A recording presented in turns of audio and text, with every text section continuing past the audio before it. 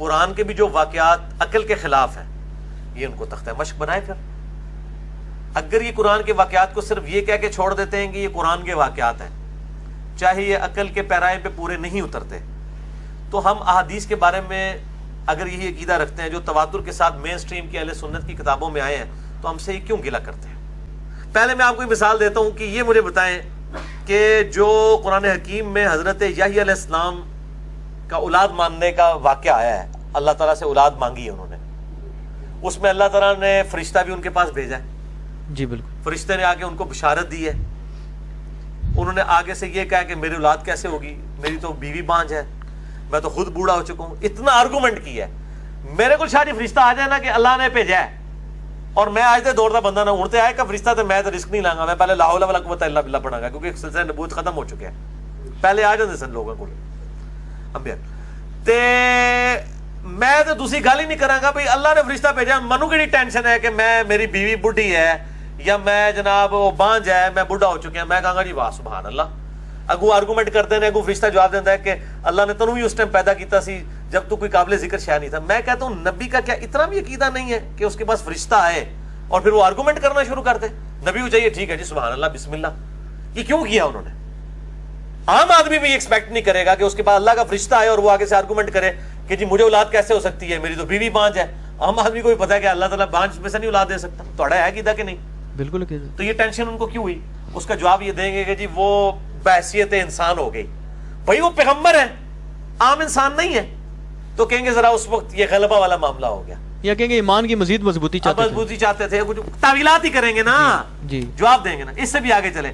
سیدہ مریم کو آ کے فرشتے نے جبرائیل نے بشارت دی ہے اور کہا کہ تجھے اولاد ہونے والی ہے، ہم اس کو نشانی بنانے والے ہیں.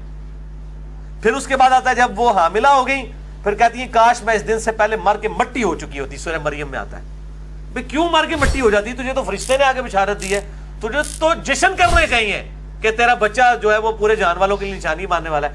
الٹا تو حاملہ ہونے کے بعد تو شکر ادا کر کے وہ بچہ واقعی پیدا بھی ہونے والا ہے. اس کی وجہ کہہ رہی مر کے مٹی ہو جاتی، میں اب کیسے منہ دکھاؤں گی؟ بھئی تیرے پیچھے اللہ ہے، فرشتے ہیں بشارت دینے والے. بحیثیت انسان ان سے ہوا نا. یہی واقعہ اگر قرآن کے اندر نہ ہوتا، بخاری مسلم میں ہوتا ہے، ان کا نا دیکھو یار کتنا مذاق اڑا رہے ہیں، اللہ آگے بشارت دے رہے ہیں تو مریم نو پھر بھی یقین نہیں آ رہا ہے نا. دیکھو کڈی مریم دی توہین کیتی ہے، کڈی جڑی زکریا دی توہین کیتی ہے، مذاق اڑاتے ہیں. یہ جو حضرت خضر اور موسیٰ کا واقعہ ہے گردن مروڑنے والا، یہ اگر بخاری مسلم میں آتا، میں نے اسی پارٹی کے ایک بندے سے پوچھا، وہ کہتا ہے جی یہ بخاری مسلم میں ہوتا نا ہم اسے اٹھا کے پرے مارتے.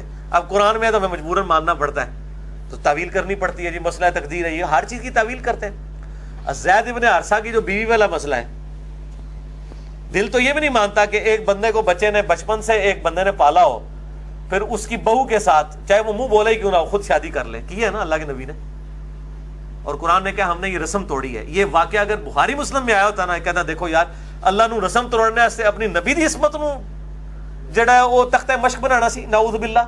کوئی اور طریقہ نہیں سی نسم توڑنے دا. دیکھو زید ابن حارثہ چلو منہ بولے ہی سی، لیکن نبی تو اتنی اعلیٰ درجے کی شخصیت ہوتی ہے کہ عرف عام میں بھی وہ چیزیں عیب سمجھی جاتی ہیں اور نبی اس سے پاک ہوتا ہے.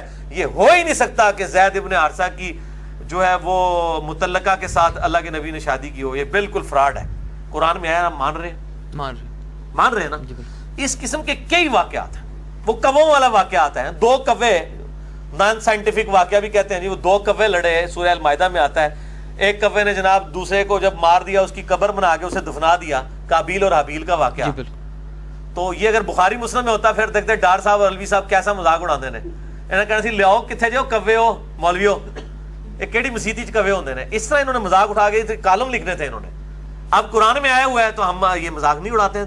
تو ہم بھی کہتے ہیں کہ ہم احادیث کی تعویل کرتے ہیں. اور میں بار بار بھی کہوں گا نیب ڈار صاحب کو بھی، غامدی صاحب اور ان کے ساتھیوں کو، کہ اگر ان کی بنیاد کے اوپر کسی مسلمان نے غلط عقیدے بنا لیے ہوئے نا، پھر آپ ضرور مسلمانوں کے اوپر ٹونٹ کریں. جادو والی احادیث کو مان کے کس نے یہ عقیدہ رکھ لیا ہے کہ حضور صلی اللہ علیہ وآلہ وسلم پہ چونکہ جادو ہوا تھا لہٰذا آپ کی جو تعلیمات ہیں وہ غیر محفوظ ہیں؟ کیا کسی مسلمان نے عقیدہ بنایا ہے؟ تو پھر آپ کو ٹینشن کس بات کی ہے؟ رہے غیر مسلم تو غیر مسلم تو قرآن پہ بھی اعتراض کرتے ہیں، تو آپ جواب دیتے ہیں نا، وہ پھر بھی سیٹسفائی نہیں ہوتے.